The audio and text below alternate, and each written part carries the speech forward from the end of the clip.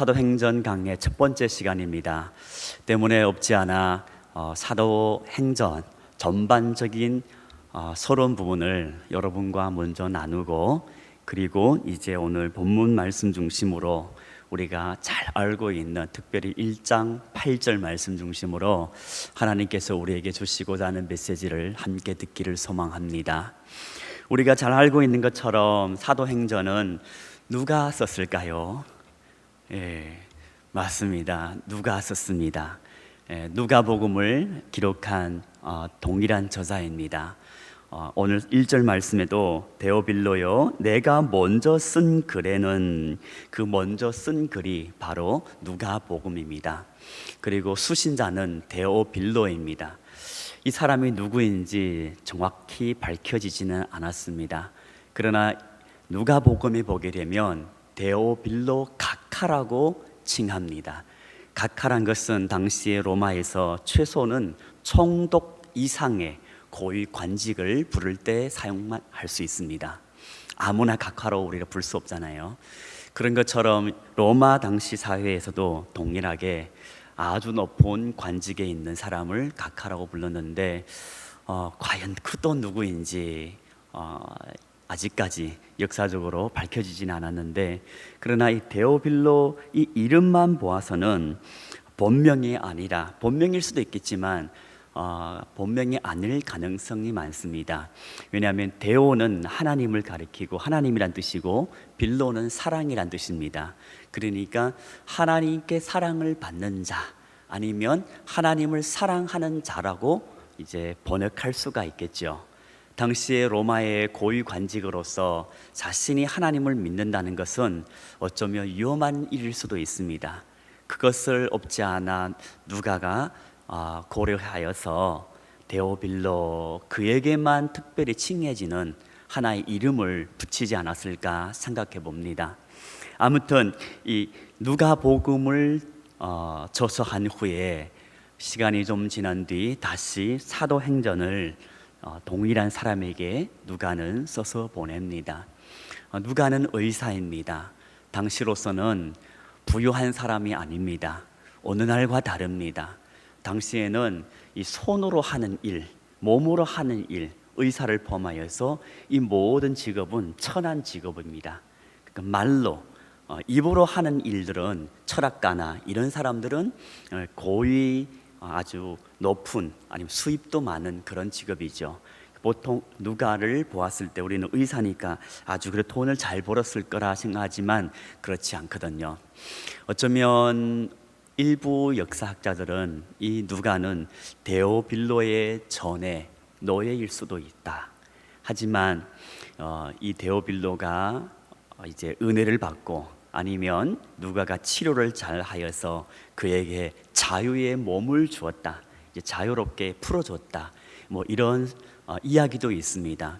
아무튼 누가는 이 데오빌로에게 어쩌면 이 고위 관직의 후원을 받아 또한 그에게 편지를, 누가복음과 사도행전을 썼을 가능성도 있다고 볼 수 있습니다.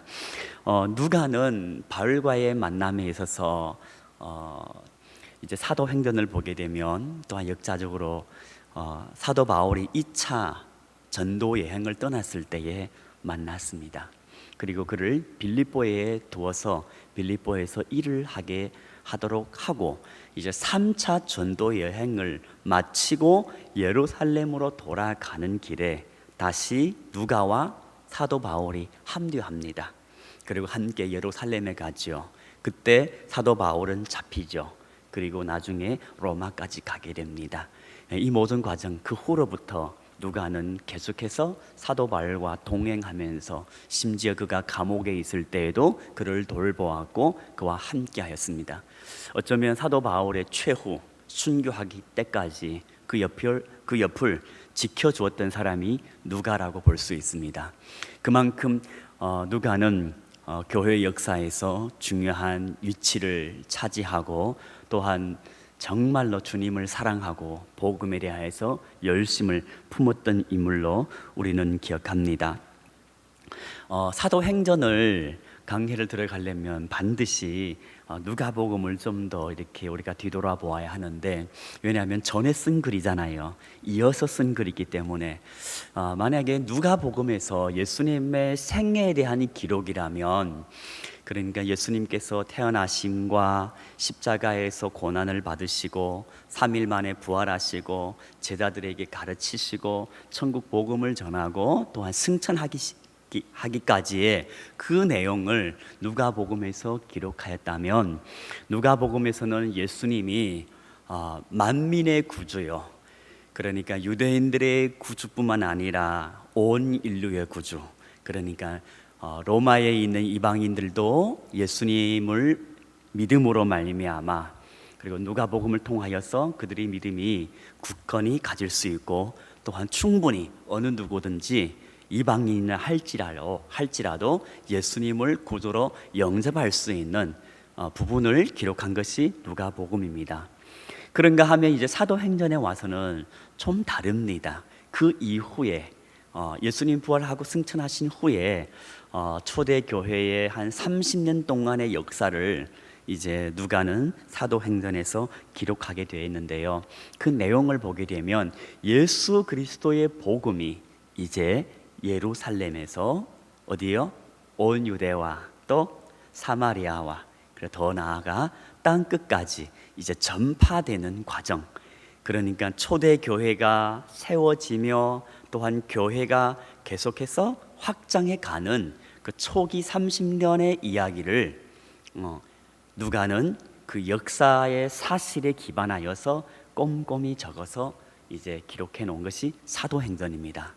그래서 이 사도행전 내용을 우리는 흔히 세 부분으로 나눌 수 있습니다. 그러니까 시간대로 보게 되면, 아니면 지역적으로, 특별히 지역적으로 보게 되면 세 부분으로 나눌 수 있는데, 첫 번째는 1장에서 7장까지 내용입니다. 이 1장에서 7장은 주로 예루살렘 중심으로 사건을 기록하고 있는데요. 1, 2장에서 우리가 잘 알고 있는 것처럼 이제 예수님이 부활하고 승천하시고 하늘로 올라가신 것을 보고 제자들이 뭘 하죠? 모여서 기도합니다. 모여서 기도하고, 그리고 배교한 가룟 유다를 대신하여서 맏대아를 세웁니다. 그리고 오순절날 성령 강림을 그들은 성령 강림을 경험하고 초대 교회가 이제 형성되는 거죠. 그리고 2장 마지막 부분에 보게 되면 공동체의 그런 아름다운 모습들을 우리에게 보여주고 있습니다. 그리고 3장에 들어와서부터 7장까지에는 이제 초대 교회가 급속도로 이제 성장해 가는 것을 보여줍니다. 3,000명, 5,000명이 회심하고 돌아옵니다.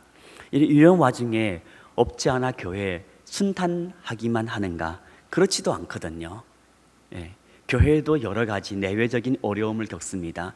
외부로는 산헤드린 공회의 핍박을 받습니다. 베드로랑 사도들이 협박을 받지요. 다시는 이 이름으로 복음을 전하지 말라, 예수를 전하지 말라. 그러나 하나님께 순종하랴 아니면 사람께 순종하랴, 너희가 스스로 판단해 보아라. 이렇게 성령 충만을 받고 그들은 담대히 복음을 전합니다. 그런가 하면 우리가 잘 알고 있는 5장에 가게 되면 아나니아와 삽비라 사건이 터집니다. 교회 내부의 문제죠. 그러니까 교회의 순수성이 무너질 만한 사실은 그런 큰 사건입니다. 교회 안에서 그런 일이 벌어진다는 것은 초기의 신자들에게, 또한 이방인들에게, 안 믿는 사람들에게도 그만큼 큰 영향이 있는 것이죠. 우리가 오늘날 시대도 마찬가지로 큰 교회에서 어떤 불미스러운 일이 생겼다면 그것은 분명히 이제 언론을 타서 또한 교회에 많은 타격을 주게 됩니다. 아나니아 사건과 비롯하여서 또한 이제 교회 내부의 헬라인 과부들에 대한 그런 구제 불공평, 구제가 제대로 이루어지지 않는 문제도 있고, 그래하여서 7집사를 세우고, 그리고 7장 마지막 부분에 가보게 되면 교회에 큰 어려움이 초래됩니다. 스데반 집사님의 순교를 합니다. 그 후로부터 교회가 그때 조금 안정을 취하려고 했는데 그 순교로 인하여서 교회는 다시 위기를 맞습니다. 이것이 1장부터 7장까지 내용입니다. 예루살렘 중심으로. 그리고 이제 8장부터 12장에는 이제 조금 지역이 넓혀집니다. 온 유대와 사마리아까지 퍼져 나갑니다. 우리가 잘 알고 있는 것처럼 이런 예루살렘 교회의 핍박으로 통하여서 사도들 외에 모든 제자들은 이제 흩어집니다. 여기저기 흩어져 디아스포라로 이제 각 사마리아 주변 또한 유대 온 땅에 흩어지면서 살게 되는데, 그러나 하나님께서는 놀라우신 역사를 이루신 것이죠. 전화위복. 핍박을 통하여서 오히려 복음이 이 제자들을 통하여서 가는 곳마다 증거가 되고, 가는 곳마다 교회가 세워지고, 가는 곳마다 하나님의 이름이 드러나게 합니다. 대표적으로 우리가 빌립 집사님이 사마리아에 가서 큰 부흥을 일으키죠. 그리고 에디오피아 네시에게도 복음을 전하고, 그리고 베드로는 순회 전도 가운데에 가이사랴 지방에 가서 고넬료의 집에 복음을 전하고, 그 집에도 이제 성령이 임합니다. 뿐만 아니라 제자들이 흩어지다 가다가 나중에는 수리아 지방 안디옥까지 가게 됩니다. 그곳에서 교회를 세워지게 됩니다. 이것이 이제 12장까지의 내용인데요. 그리고 12장에서 어쩌면 8장부터 12장은 장차 복음이 땅 끝까지 전파되기까지의 그 중간 과정을 기록해 놓았다고 볼 수 있습니다. 그리고 이제 13장에서부터 이제 본격적으로 하나님께서는 물론 성령 하나님이 주도 안에서 모든 일들이 이루어집니다. 그러나 1장에서 12장까지는 12장 전까지는 사도 베드로 중심으로 이 모든 것들이 이루어지고 진행된 것다면, 이제 13장에서는부터는 이방인 사도 바울을 통하여서 하나님께서는 복음이 이제 온 땅에 이제 좀 전에 말씀드렸던 이제 안디옥 교회 이제 선교 기지로 삼고 복음이 바나바와 함께 1차, 2차, 3차 전도 여행을 가게 됩니다. 그리고 온 이제 지중해 연안에 다 하나님의 복음이 전파되게 되는 거죠. 그리고 이제 이 마지막 부분도 21장 전반부까지는 3차 전도 여행을 기록했다면 21장 17절부터는 이제 나중에 사도 바울이 잡히고 로마까지 가는 그 과정, 그리고 로마에서 복음을 전하는 것으로 이제 끝을 맺습니다. 사도행전이 시작되었을 때는 우리가 보게 되면 교회가 아직 존재하지 않았습니다. 그리고 사도들도 제자들도 성령을 받지 못하였고, 그리고 어떻게 해야 할지, 무엇을 해야 할지 그들은 사실 아무런 지침도 없는 상태였습니다. 그러나 사도행전 마지막 28장에 가보게 되면 우리는 알고 있듯이 이미 복음은 정말 예수님의 약속처럼 유대와 예루살렘과 온 유대와 사마리아와 땅 끝까지 로마 그 제국의 중심 로마까지 복음이 전해졌다는 것이죠. 어떻게 이런 일들이 30년 안에, 어쩌면 짧은 시간 안에 이루어지고 가능했을까요? 오늘날과 시대와 다릅니다. 2000년 전입니다. 어떻게 가능했을까요? 그것은 바로 오늘 우리가 읽었던 말씀 본문 중에서 8절 말씀에 성령이 너에게 임하시면 너희가 권능을 받고, 성령 하나님의 역사인 줄로 믿습니다. 하나님의 능력이 하나님의 사람들에게, 하나님의 교회에 임하니 그 능력을 힘입어, 그 권능을 힘입어 하나님의 복음이 이토록 확장되고 많은 열매를 맺은 줄로 믿습니다.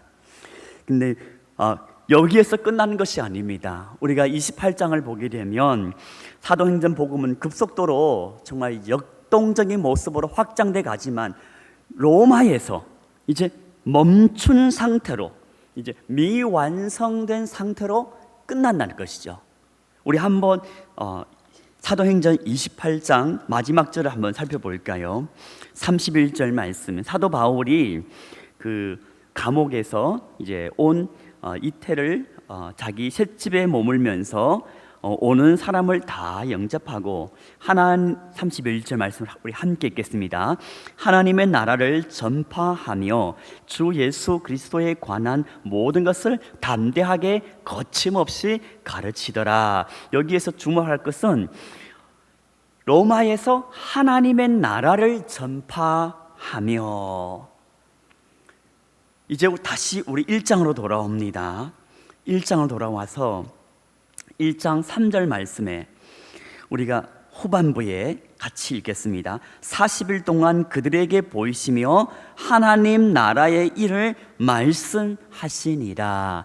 예수님께서도 고난 받으시고 부활하신 후에 40일 동안 무엇을 전했을까요? 하나님의 나라. 사도 바울도 하나님의 나라를 거침없이 담대하게 전하였다고 말씀하고 있습니다.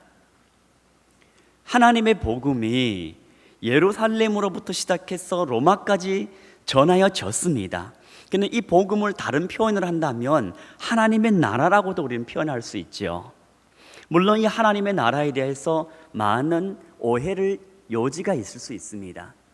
초기 유대인들도, 초대교회 때 유대인들도 하나님의 나라라면 우리가 어쩌면 예전에 우리도 이렇게 이해할 수도 있는데, 특별히 우리가 마태복음을 보게 되면 하나님의 나라를 천국으로 표현합니다.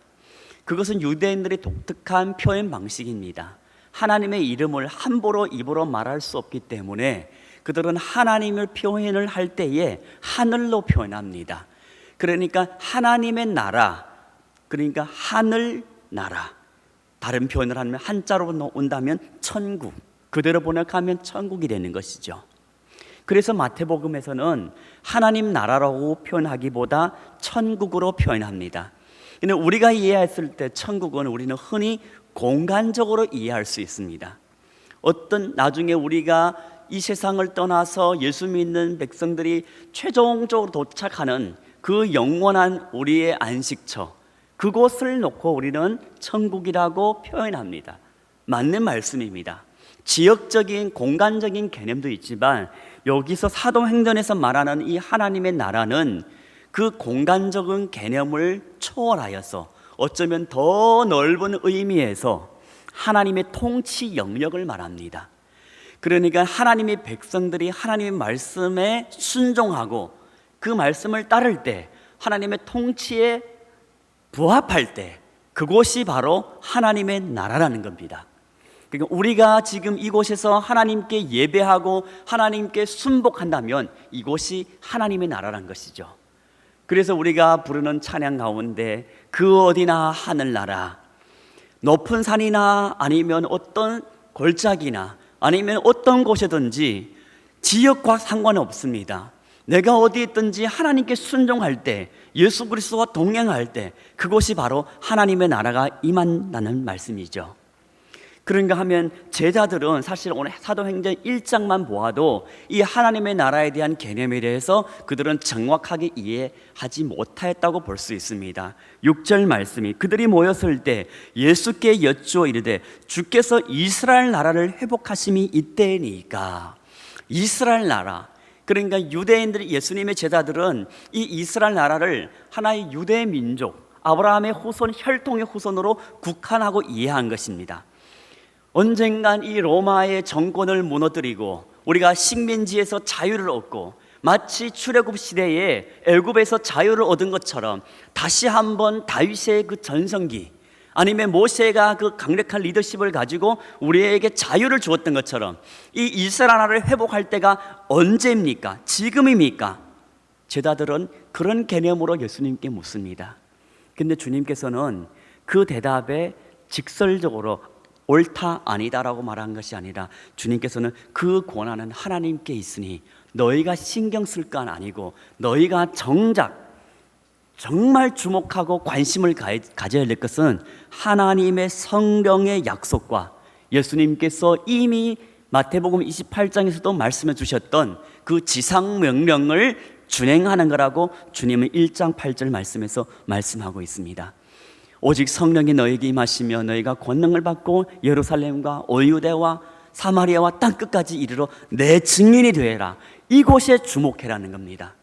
마치 예수님이 언제 다시 오실지 우리는 모릅니다. 그러나 우리가 주목해야 할 것은 주님께서 우리에게 맡겨주신 사명인 줄로 믿습니다. 그런 것처럼 하나님의 나라에 대하여서 제자들도 이해하지 못한 상황 속에서 주님은 이 제자들에게 지상 명령과 함께 성령의 약속을 기다리라고, 또 성령의 권능을 받으라고 주님은 말씀하고 있는 것이죠. 이렇게 볼 때 우리는 이 사도행전을 포함하여서 성경 전체가 하나님의 나라의 회복이라고도 볼 수 있습니다. 하나님의 나라는 우리가 이 지상에서 보았을 때 에덴 동산에서부터 이미 시작되어 있습니다. 하나님께서 아담에게 말씀을 주셨고, 선악과의 열매를 먹지 말라. 그것이 하나님의 말씀입니다. 아담과 하와가 그 말씀을 순종할 때에 그곳이 바로 하나님의 나라입니다. 그리고 이 하나님의 나라가 죄가 들어옴으로 파괴된 후 하나님께서는 계속 이 하나님의 나라 회복을 이루어 갑니다. 아브라함을 택하시고 약속하시고, 그리고 그 언약을 하나님께서 친히 이루어 가시는 과정, 구약 성경, 그리고 이제 신약에 와서 예수 그리스도의 성육신을 통하여서 하나님께서는 이루어 가시는 것이죠. 물론 이 하나님의 나라 최종적인 완성은 예수 그리스도께서 다시 오실 때에 온전히 이루어지는 것입니다. 그러나 성경 전체 우리에게 말하고 있는 것은 이 하나님의 통치, 하나님의 나라가 계속해서 회복되어 가는 과정을 우리에게 말씀해 주고 있습니다. 그런 의미에서 사도행전은 하나님 나라 회복의 일부분이라고 볼 수 있겠죠. 그러면 오늘날 우리의 이 시대는 어떨까요? 그 과정 속에 있을까요? 맞습니다. 오늘날 우리가 살고 있는 이 시대에는 여전히 하나님의 복음이 전파되고, 여전히 하나님의 통치가 하나님의 백성들을 통하여서 이루어져 가며 계속 지금도 진행형으로 되고 있다는 것을 저와 여러분은 기억해야 합니다. 그리고 하늘로 가신 그대로 우리 주님께서 다시 오실 때에, 그때야 비로소 완전하고도 최종적인 결말을 우리는 보게 되는 것이죠. 그래서 우리는 이 사도행전 또한 이 1장의 전반부를 통하여서 두 가지의 진리를 우리는 배울 수 있고, 우리는 이렇게 알 수가 있습니다. 첫 번째는 예수님의 초림과 예수님의 재림 이 사이에 하나님의 구원 계획은 계속해서 땅 끝을 향하여서 방향성에 의해서 계속해서 내부적으로 이렇게 모이고 내부적으로만 국한되는 것이 아니라, 하나님의 구원 계획은 계속해서 땅 끝까지 열방을 향하여서 계속해서 나아간다는 것을 첫 번째 우리는 알 수 있습니다. 주님 다시 오실 때까지 복음은 땅 끝까지 전해져야만 합니다.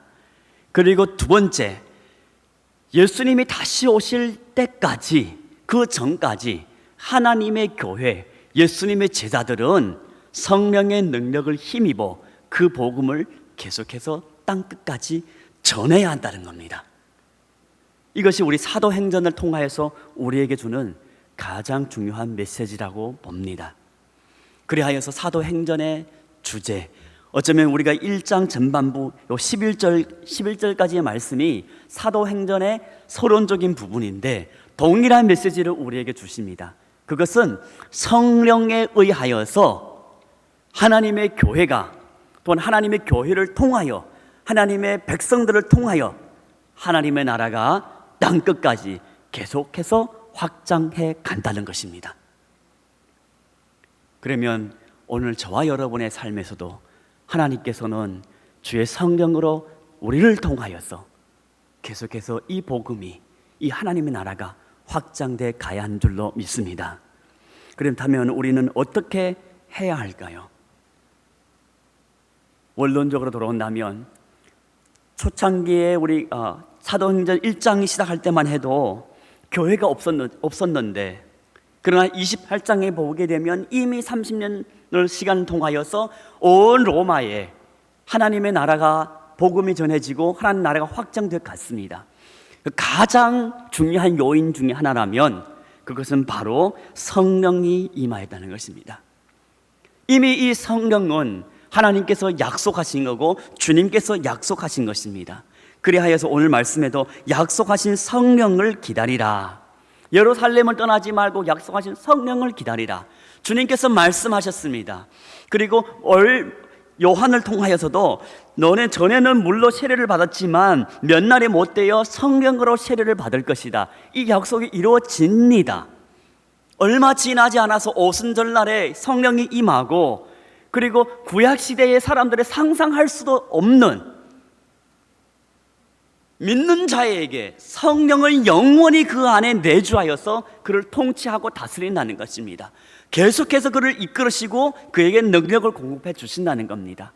구약시대는 한시적으로 성령이 어느 사람을 감동하거나 아니면 왕이나 제사장에게 임합니다. 그러나 신약시대는 다릅니다. 성령의 인치심, 내주하심은 영원히 떠나지 않는 줄로 믿습니다. 이 성령을 힘입은 제자들이 하나님께 붙들림을 받아 하나님께 자신을 내어드렸더니 그들의 삶 속에, 그들의 환경 속에 문제가 없는 것은 아닙니다. 초대교회만 보아도 여러 가지 문제가 많습니다. 외적인 핍박과 내부적인 문제, 심지어 순교의 어려움, 고난까지 받습니다. 그럼에도 불구하고 이 성령의 능력을 받으니까, 이 성령의 능력은 어떤 특별하게 신비한 힘이 아니라 성령님께 순복하기를 원하고 하나님께 순종하기를 원하고 내 자신을 하나님 말씀 앞에 드리니까 하나님이 역사하신다는 거예요. 성령이 역사하시고 통치하신다는 겁니다. 그때 능력이 나타나는 겁니다. 성령의 능력은 책으로 절대 배울 수 없습니다. 지식으로 우리가 아무리 공부를 한다든 이것으로 배울 수 없습니다. 삶 속에서 순종할 때에 그 능력이 나타나는 겁니다. 우리가 100번 성경을 통하여서, 사도행전을 통하여서, 예수님이 복음서를 통하여서 귀신을 쫓아내고 병자들 고치시고 정말 담대함을 얻는 것을 우리가 100번 한다 할지라도 내 삶 속에서 하나님의 말씀에 대한 순종이 없다면 결코 하나님의 성령이 내 안에서 역사하신다는 것을 우리의 입술로 고백할 수도 없을 뿐만 아니라 우리의 삶으로도 경험할 수 없습니다. 그러나 순종할 때에 마치 요단강이 열리는 것처럼 말씀을 붙잡고 발을 내디딜 때, 하나님의 뜻을 내가 깨닫고 순종할 때, 전도가 안 된다는 시대에 내가 전도를 위하여서, 한 영혼을 위하여서 정말 이 입술을 열 때 성령 하나님께서 역사하신 줄로 믿습니다. 그 경험을, 그 은혜를 맛보는 저와 여러분 되기를 간절히 소망합니다. 오늘날 시대에 전도가 안 된다고 합니다. 코로나로 인하여서 여러 가지 사역들이 중단됩니다. 어제 뉴스를 보니까 노숙자들이 많아지고 무료 급식 받는 사람들이 훨씬 더 많아지고, 심지어 길거리에서 지금 많은 사람들이 구걸하는 사람들도 많아졌다고 합니다. 폐지 주는 사람들도 많아졌고 어려운 사람들이 점점 더 많아집니다. 이런 시대에 전도가 안 된다고 사람들은 얘기합니다. 그러나 하나님은 그렇지 않습니다. 정말 하나님께 순종하기를 원하는 사람이 있다면, 성령님께 사로잡힘 받기를 원하는 사람이 있다면 하나님은 그 사람을 통하여서 하나님의 권능을 드러냅니다. 사랑하는 제 가족 여러분, 저와 여러분의 삶 속에 정말 이 하나님께 붙들림 받기를 갈망하고, 정말 오순절에 성령 강림의 그 사건이 그냥 2000년 전으로 끝나는 것이 아니라 오늘날 저와 여러분, 우리 재공동체에도 여전히 일어난다는 것을 기억하면서 또한 믿음으로 순종하는 저와 여러분 되기를 간절히 소망합니다. 주님께서 한 가지 약속을 주셨습니다. 구하라, 찾으라, 두드리라. 그러면 어떻게 해요? 얻을 것이라, 찾을 것이라, 그리고 열릴 것이라고 약속했습니다. 너희가 악할지라도 좋은 것을 자녀에게 줄 알거든 하물며 너희 아버지께서는 구하는 자에게, 마태복음에서는 좋은 것을 주지 않겠냐고 말씀했지만 누가복음에서는 성령을 주시지 않겠느냐. 정말 한 영혼을 위하여서, 하나님의 나라와 하나님의 의를 위하여서 내가 마음을 두고 관심을 두고 기도하고 하나님께 매달린다면 하나님께서 반드시 성령 충만한 은혜를 우리에게 주신 줄로 믿습니다. 그리고 그 성령 충만한 은혜를 받을 때, 그때 우리는 비로소 정말 낮은 자리로 갈 수 있습니다. 세상으로 갈 수 있습니다. 예루살렘과 온 유대와 사마리아와 땅끝까지, 그 어디든지 주님이 마음이 있는 곳에, 주님의 눈물이 있는 곳에 우리는 비록 갈 수 있습니다. 그 성령 충만이 임하였을 때 비로소 우리는 진정으로 자신을 낮추고 겸손한 모습으로 하나님의 미라리가 될 수 있습니다. 사람들에게 보여주기 위한 것이 아니에요. 형식적인 어떤 순종이 아니에요. 진정 마음 중심으로 그리스도를 향하여서 엎드리고 낮아지고 항복하는 것입니다. 오늘 이 말씀을 통하여서 저는 저와 여러분의 삶 속에 예수 그리스도께서 성육신, 말씀이 성육신 되어서 이 땅에 임한 것처럼 저와 여러분의 삶 속에서도 성령의 능력을 힘입어 우리가 말씀을 받을 뿐만 아니라 우리의 삶 속에서 우리 또한 성육신 되는, 말씀이 우리를 통하여서 성육신 되는 은혜가 있기를 예수님의 이름으로 축원을 드립니다. 말씀을 마치겠습니다. 주님은 부활을 미리 말씀하셨고 말씀대로 3일 만에 부활하셨고 승천하셨습니다. 주님은 성령을 약속했고 성령은 그대로 임하셨고 제자들을 변화시켰습니다. 그리고 그들은 주님의 지상명령인 세계 선교에 그들은 기꺼이 순종하였습니다. 주님은 언제 다시 오실지 아무도 모릅니다. 그리고 오늘날도 하나님의 나라는 계속해서 확장돼 가고 있습니다. 그것만큼은 사실입니다. 그리고 주님께서 제자들에게 명령하신 그 명령, 약속하신 그 약속, 저와 여러분에게도 동일하게 적용되는 줄로 믿습니다. 때문에 저와 여러분 삶 속에서 정말 우리가 성령을 힘입어 하나님의 미랄이 되어 우리의 삶으로 이 성령 행전, 사도 행전을 계속해서 28장에서 그치는 것이 아니라 계속해서 우리의 삶으로 써내려가는 은혜가 있기를 예수님의 이름으로 축원을 드립니다.